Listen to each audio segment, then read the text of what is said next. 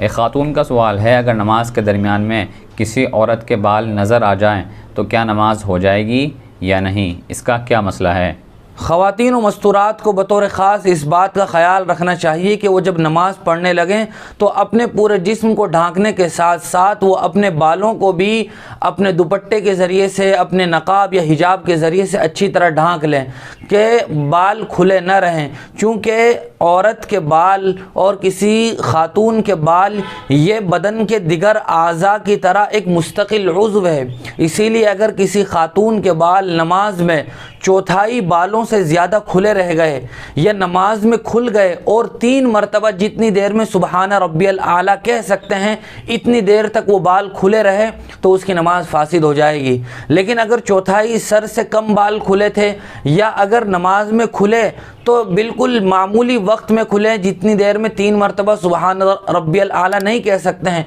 उससे कम वक्त के लिए खुले, औरत ने वो बाल फ़ौरन ढाँप लिए तो फिर नमाज फासिद नहीं होगी।